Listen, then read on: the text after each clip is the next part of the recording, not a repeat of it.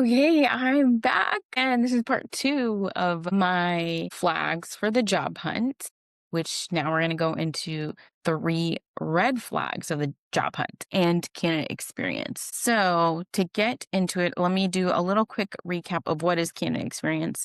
Candidate experience is your end to end experience from the time you apply to a position all the way to the time when you are being made an offer and in negotiation stage. Once you accept the offer, it kicks off into employee experience. With candidate experience, this can be so many different pieces. It's the interview process. It's how you apply, where you apply to a job. It's the people you meet. It's how you're being communicated to. So think about all those things when you're applying to jobs, especially if you're in a really serious job hunt and you're really on your next chapter. You want to consider all those things in your final decisions of making a yes to an offer. You want to make sure you take into account all of these ideas when it comes to candidate experience, because likely they will translate into employee experience. Companies who spend a lot of time on candidate experience will also spend a reflective amount of time on employee experience as well. So, my first red flag for your candidate experience or your job hunt is going to be a disorganized process. I went into this in the last video a little bit, and I talked about a few different things for green flags, but this is my top red flag because a disorganized process really means so many things if you scratch the surface. So, a disorganized process can mean a disorganized workplace. So ultimately, not a great thing. Disorganized process can reflect in so many different ways. From the application, do you know where you're supposed to apply? And a lot of times now you can just apply to positions online, LinkedIn, Indeed. There's specific job platforms, and depending on your industry and where you're trying to find a job, likely you're going to be able to find things online. If you're going directly into the company's career site, that's also a way of applying online. But where it may be disorganized is it a clear job description or a clear job posting when you apply to it? That's part of the application process, and it's part of the overall candidate experience process. So, do you know what the role is? Does it explain if it's a full-time, part-time? Does it explain in the posting if there are benefits? Does it explain the role, responsibilities? Does it explain the minimum qualified experience? That's a big key one, because if it doesn't explain that and you don't have the minimum experience and you apply and they move you out and you don't understand quite why, or you don't get a good reason, that's definitely something that is a red flag. It just means that the employer did not do a good job communicating to applicants what is minimally required for that role. It's definitely a big red flag and a compliance concern, I would say. Does the role go into details about salary? Some states here in the US are requiring that salary be listed on the job posting. So if it's not saying that on the job posting and it's supposed to, that means that the employer is either not up to speed with certain laws, depending on state. Now, here in California, where I am, it is a state requirement, and we have to make sure that all job postings that are listed here in California have a salary. And that's as of now.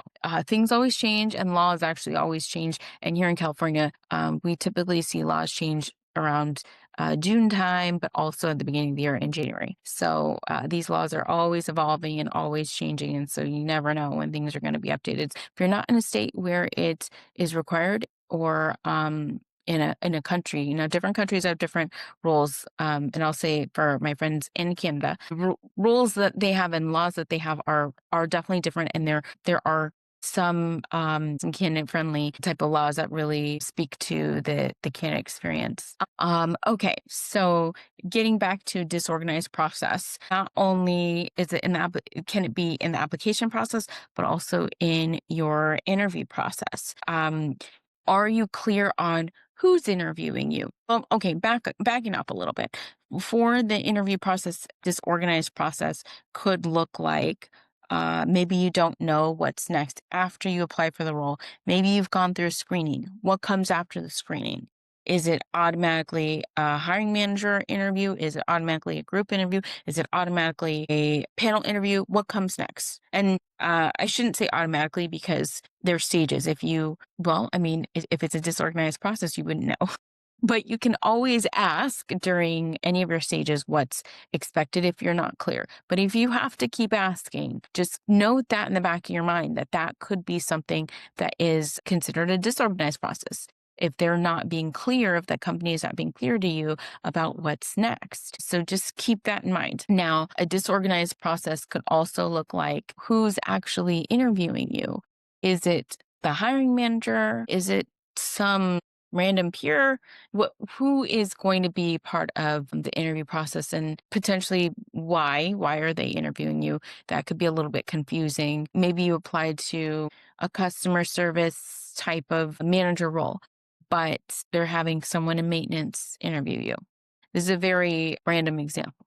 But some companies might do something like this. And that's because some companies have in place processes where they have a cultural interview, where they have pre-selected individuals throughout the company who are really interviewing for specific competency areas. And it helps a company maybe evaluate a candidate in a more of like a well-rounded way. Now, if the company is having you meet someone that seems very out of left field and they don't have a good explanation why, maybe that was the only person that was available, that's not a great reason. But if they have a really thorough justification on why they're having certain individuals interview you, okay, something to consider. When they don't have something concrete and why, that again can be a bit of a reflection of a disorganized process. If you're in a panel interview and there are multiple individuals interviewing you, you want to take note of how that interaction is. Is the interaction really confusing? Are there lots of side conversations? Was this interview as a panel in person or was it virtual? And what did that look like? Things like that. I'm not speaking to things that maybe get changed last minute, because that doesn't necessarily mean a like a disorganized process. Maybe you had to be rescheduled for an interview. That does not equal the company being disorganized. That may just reflect on eh, humans having scheduling conflicts. That can absolutely happen. But it can be an issue if there's a pattern. Are you getting rescheduled constantly every time you've gotten an interview for this place? So keeping that in mind, remember, some of these are just going to be notes in the back of your head or in the back of your mind. So it's just something to be aware of. But these are all, again, part of the candidate experience and pieces that are helping you because you are also interviewing the employer while they are interviewing you. Is this a place that you feel like you would fit? Like you can see yourself working at? Do you have a lot of questions about how you would fit into the team or fit into the group dynamics or fit into the company overall? So this organization of either a disorganized process or an organized process would really be telling to your experience. So again, that is first red flag. The second red flag I have is um, a hiring manager. And this I'm going to speak to based off my own personal experience as well. But and now let me tell you a quick story. I had been through an interview process where I was meeting with a recruiter. This company had a recruiter, and the recruiter had made some statements about the overall company leadership, and I noted it, and I kind of wanted to work through it and understand a little bit for myself. I also was being told that there were multiple people in the position I had been interviewing for, and people had not stayed in the role. Now, me, being curious, I wanted to continue down the process and continue to see what was going to happen. Um, and I think the comments that were made about leadership really, I didn't want it to shape the way I perceived the organization because I want to make a judgment for myself. And I think that's absolutely fair. But looking back at it now, I will say that was very, very telling in a way where this was probably the worst leader I have ever worked for. Very, very toxic environment. And that's coming from me, an HR person, a talent person. I think when you're in it, you really just don't know what's happening sometimes. And it almost feels like, is this real? But it was real. I did live through it. And it was, unfortunately not, I did get offered the position. I did work in that position, and it was not my favorite place to work.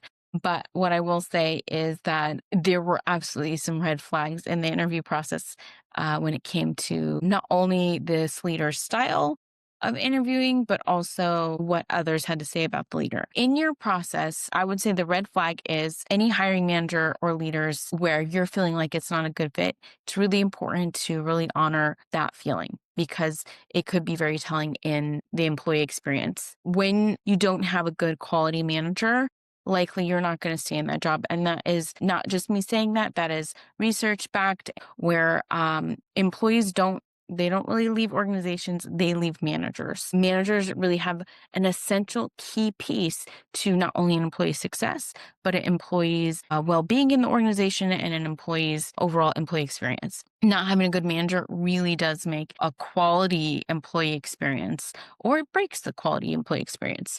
When you're interviewing for positions, it's really important to also interview your manager. Understand if the manager, what is the style of management that manager has? Is that a style that you would fit in? If you're able, and this won't be something that you're able to do often, but if you're interviewing with other individuals on the team, ask them how they feel about the manager that you would be working under. Now, if you're in the interview process and it is not clear who the manager is, that's also a red flag. So overall, the manager piece to the interview process is really, really important. And it's a red flag when you're not clear who the manager is, when the manager has a style that maybe not aligns with you, or the manager's people are not speaking highly or well of the manager. So really key things. And again, my second red flag. My third and final red flag of the day is our favorite topic of ghosting. Now, I have to be honest because uh, as much as I have tried my best, and this is just being really honest here, but I have tried my best to create a really good quality experience for our candidates. But when I've been in talent roles and I'm managing requisitions, and there are thousands of applicants, it is so, so difficult to get back to candidates on time and in a timely manner, especially when you're one person. I've been in positions where I've had to manage upwards of 50, 60 recs at a time. And I'm not alone in this. Any recruiters listening to this have either managed that many or more. And then there's been times where I've had only 10 recs, but I also had a very complex role where I was doing so much more than just recruiting. From the recruitment perspective, we really understand that ghosting candidates is not good. From the candidate experience, you don't want to be ghosted. And I've been there. I've been through my own candidate experiences, looking for roles. I've been laid off. And so not hearing back from the candidate, not hearing back from the company is not great. Where it really, really matters is going to be key. There's a lot of progression around ghosting candidates and candidate experience in different areas. I just read something recently where Canada is now implementing laws where it is going to be illegal to ghost candidates. And I think that's amazing. I don't know if we'll get to that here in the US, but maybe that is something that the country will advocate for. And I'm not sure what that will look like from a recruitment perspective, but if I ever have updates on that, I will absolutely share that here. But for now, I really want to highlight where ghosting is going to be considered a red flag. Now, if you've just applied to a role and you never hear anything back, you applied to a role and your application felt like it went into the abyss. Yes, that is absolutely frustrating.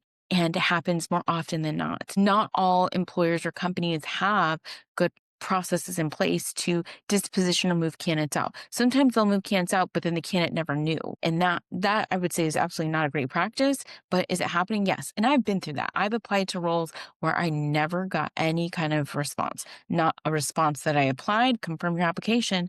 Nope, didn't get that. Or not a response that nothing happened. Like what was going on with my application. And so I know what that's like, and it's not fun and it's not fair. And then you have to move on. But something to just be mindful of is it's not personal.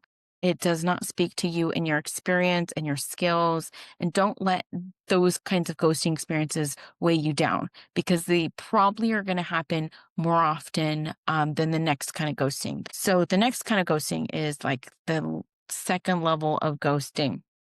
There's probably multiple levels. Well, I'm going to say here now, there are multiple levels to ghosting. And so I want to kind of get into it. But this second level of ghosting that I want to get into is when you've been in a screening process, you've gone through a screen and you never hear anything back. The screen means that you spent time talking to either a hiring manager, a recruiter, a talent person, someone. You made contact with the employer some way, somehow, and you never heard anything back. That is absolutely a form of ghosting. And this one is a bit of a red flag. I would say this is where the red flags really start to, and maybe this is more of like an orange flag versus a really red, vibrant flag.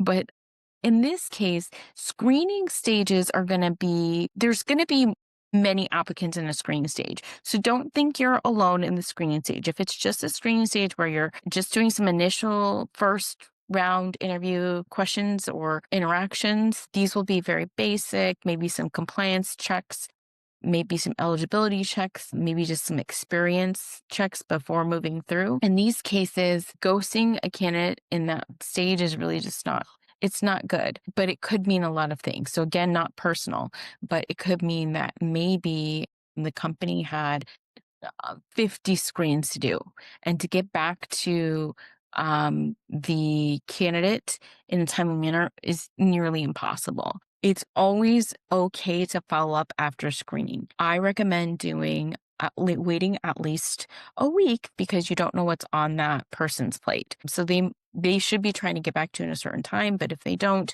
then obviously you're more than welcome to reach out.